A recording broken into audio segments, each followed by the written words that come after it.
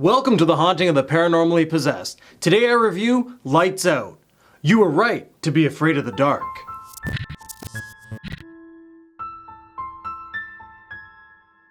Directed by David F. Sandberg, starring Teresa Palmer, Gabriel Bateman, Alexander DePersia, and Maria Bello. Lights Out is about a brother and sister dealing with an unwanted guest in their house. The issue is, the guest who's there was invited in by their insane mother. I really enjoyed how this story played out. Lights Out is a character-driven horror film. It's a suspense thriller, and our two main characters, Rebecca and Martin, did an excellent job. Especially Gabriel Bateman, who plays Martin in this film, is a child actor, and a lot of times it's hit or miss with children as protagonists. And in this film, I was so impressed with how well of an actor he was. Everything he did on screen was believable. You could tell when he was scared, you could tell when he was concerned, and just seeing the fear in his face was a part of the suspense in this movie that had you on the edge of your seat. Another real likable character in this movie is Brett, who's the boyfriend. I felt that he was like one of those characters who you thought was just going to be another filler character, but in the end he turned out to be more resourceful. Plus, he's a really nice guy. I mean, what boyfriend would go out of their way to help his girlfriend in fighting a paranormal entity? Which brings me to our paranormal entity in this film, who is Diana. Diana is creepy, and what makes her creepy is the fact that you can only see her silhouette.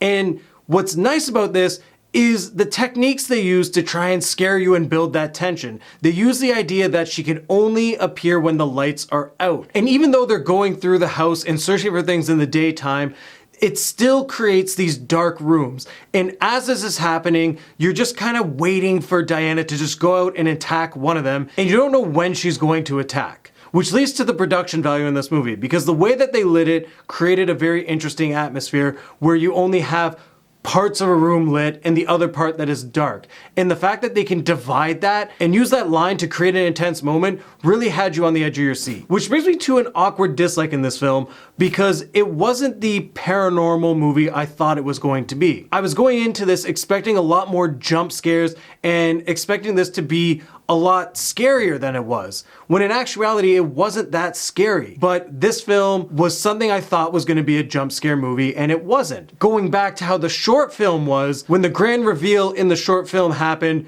that demon face that you saw was scary.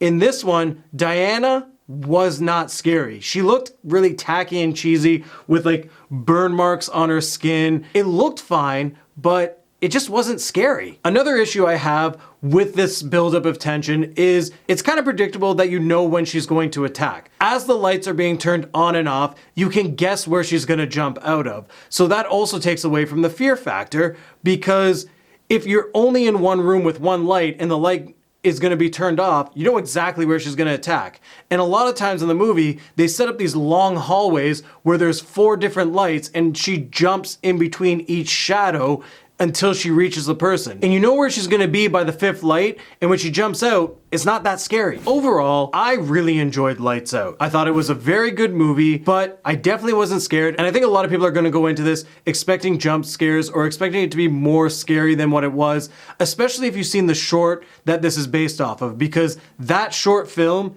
is actually scary. This film here is just a tension builder. That's pretty much all it is. But they have great characters, they have great development, and really, really interesting moments in this movie that a lot of people are gonna appreciate. The whole Diana character is cool, and if they could play off of that, I think they could have a really interesting franchise. But as it stands right now, I think this is just a one and done type of movie, but it's a good movie, and I really think you guys should go check it out. So with that being said, I'm gonna give this 4 sneaky socks sneaking into a sock drawer out of 5. Have you guys seen this movie? Let me know in the comments below. And also, how does it compare to the short? If you haven't seen it, there's links in the description. And if this is your first time to the channel, make sure to stay updated with everything Bloodbath and beyond by subscribing.